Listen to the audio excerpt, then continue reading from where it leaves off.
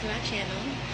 I just want to say that I hope you're doing okay today, that you're being blessed by the Lord. Even though there's a lot going on in your life right now, I can understand that 100%. Lord have mercy what happens with a child of God.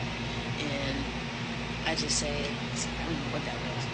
I just want to say, this message right here, it hit me really deep. But man, I just want to say that you are a pearl and you are precious to the Lord, and that He loves you with all of His heart. He gave His only Son for us, and then Jesus gave His life for us. He is like a merchant seeking for rare pearls, and just know you are one.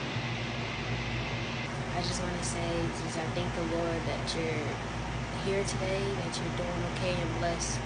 And even if you're going through a lot right now, just know that you are blessed when you trust in the Lord. It doesn't matter what it looks like. Our God does miracles He formed us from the dirt of the ground.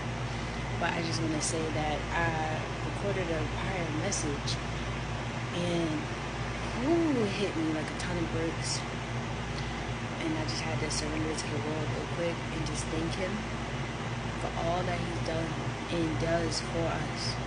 And so I just wanted to, I want to like drop the video into it so that way it won't, so that way, you know, it's not the same time stamp right now, but I want to drop the video into this one, so you're going to see it soon. But have a blessed day. Quick introduction, y'all. Do not mind me in this next video. I was taking out my birthday hair, and I know I looked a little, but man, this word was crazy. Let's get into it. Hey everybody. So I look like I'm crying right now because I kind of am. I was reading the word,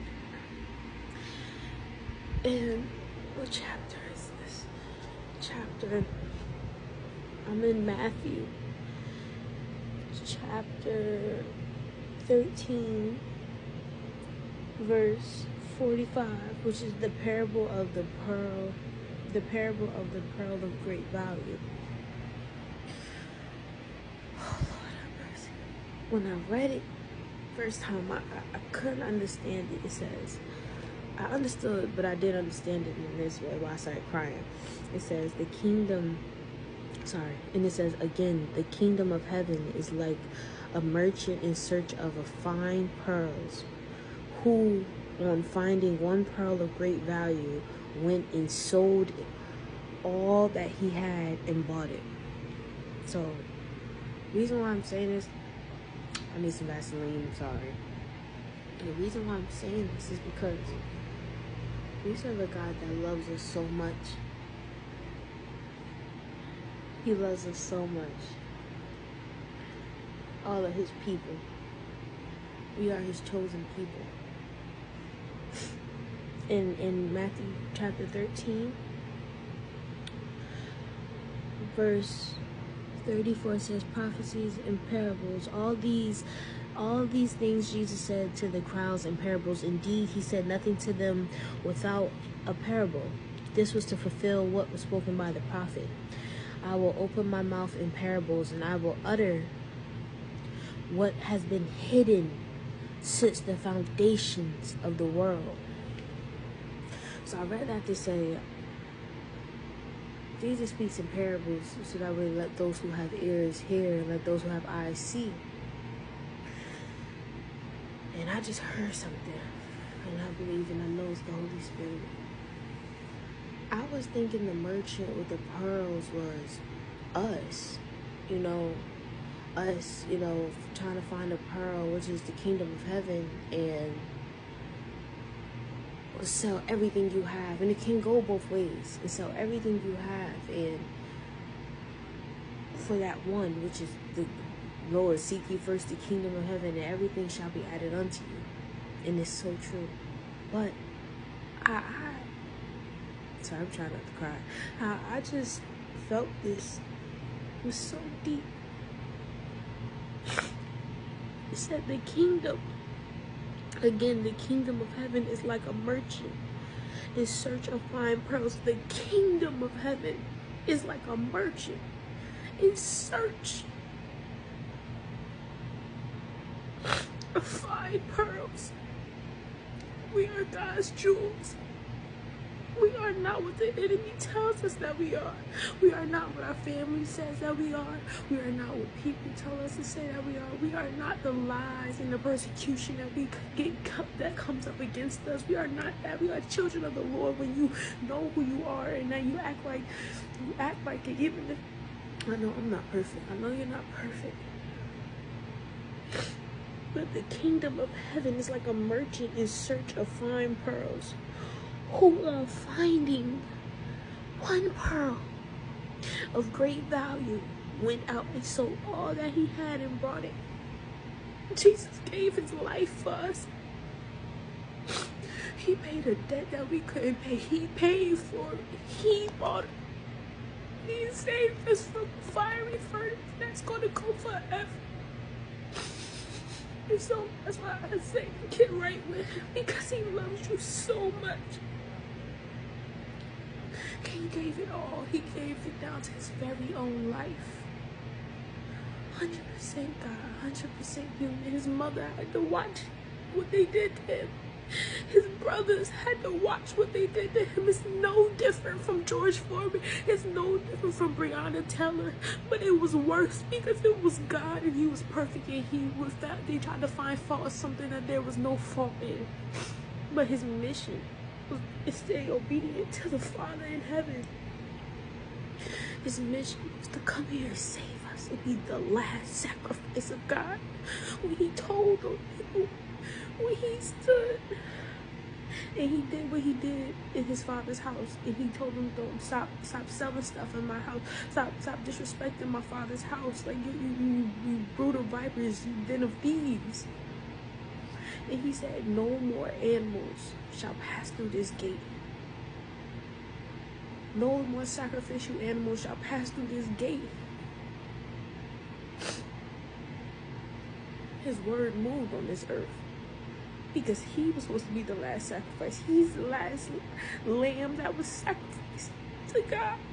And the kingdom of heaven is out here like a merchant searching for fine pearls. You are a pearl in the eyes of the Lord.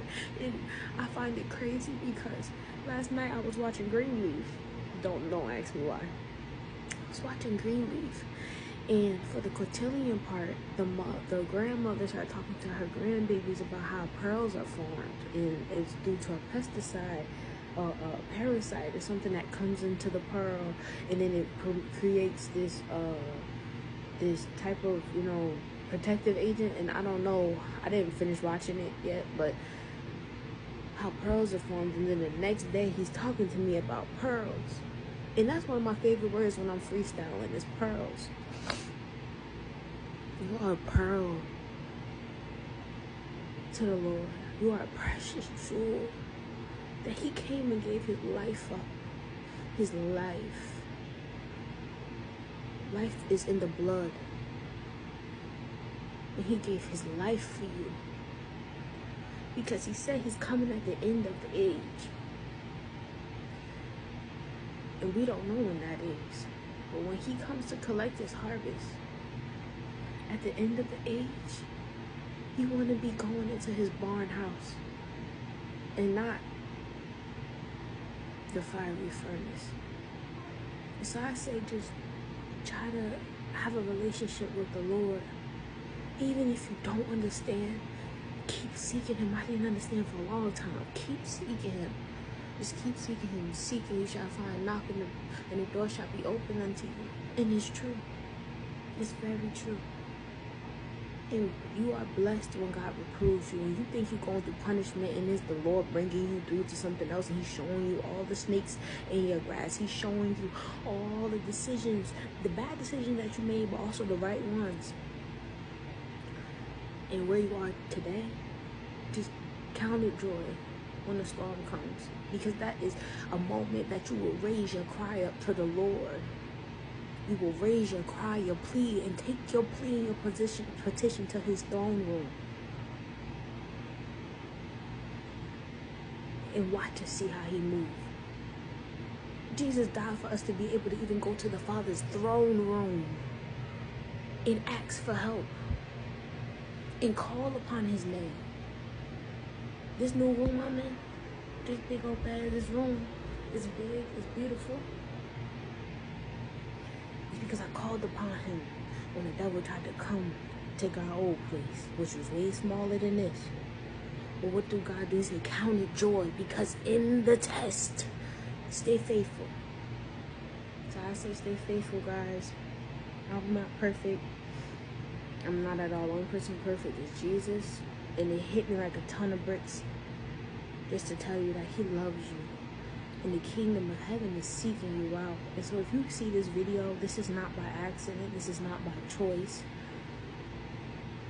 This is literally God moving. And I pray every day, Lord, that you would use me as a living vessel, and that you would clean me out, so that I can be used by you in all ways. But God can use you at any point in time in your testimony, but at the same time, he has a stature. When you are a Christian, it's a lifestyle. It's not a word that you say. It's a lifestyle. It's how you act even when you get upset and angry. It's how you act even when you're down and out and the whole world seems to be falling down on your shoulders. But to you, what you do as a Christian is you surrender it to God, like what Esther did. Esther surrendered it to God. She could have lost her life going before the king, but she surrendered it to God, and God placed favor upon her. And Mordecai, they judged Mordecai, they laughed at Mordecai because he was outside the palace with sackcloth and ashes all over him, because he heard what Haman was trying to do. And then look at Mordecai in the end. When God finishes his work, it's going to always be good. Mordecai ended up, and he's the owner of Haman's residence, and he took Haman's spot, because Haman was not appreciative because of the simple fact that Mordecai wouldn't worship him. We worship God.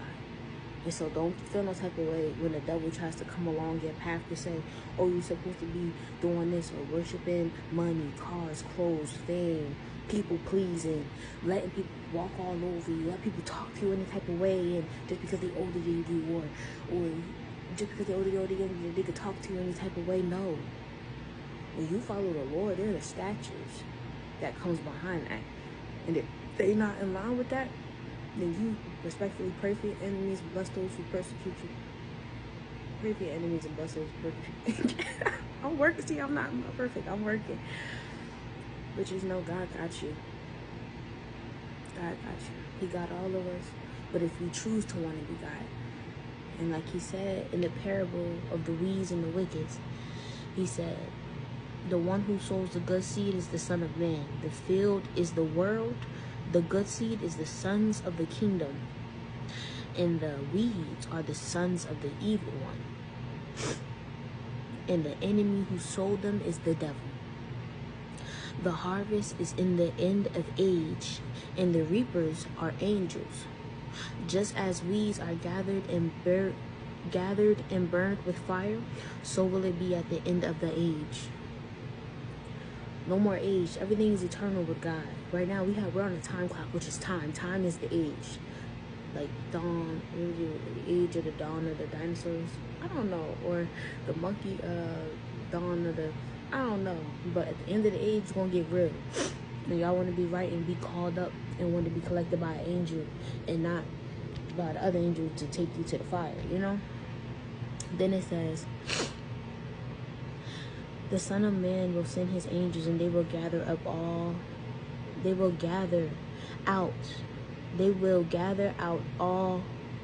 sorry y'all, can't see. The Son of Man will send his angels, and they will gather out of his kingdom all of sin and all lawbreakers, and throw them into the fiery furnace. In that place there will be weeping and gnashing of teeth. Then the righteous will shine like the sun in the kingdom of their Father. He who has ears, let him hear. So I just pray that you hear this message, and that it be a blessing to you. And my tears are not crocodile tears.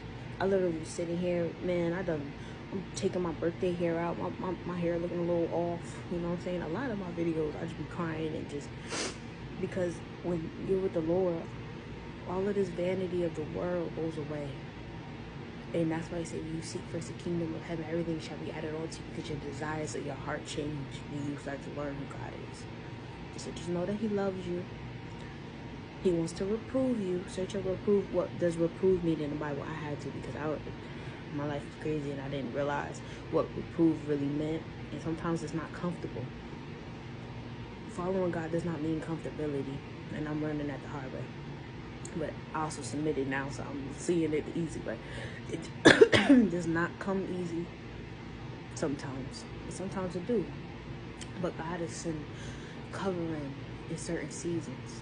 In your warfare season, in your recompense season, in your isolation season. There's so many seasons. Your wilderness season, your lonely season, your abundance season. God is going to always be there because he's with you in everything.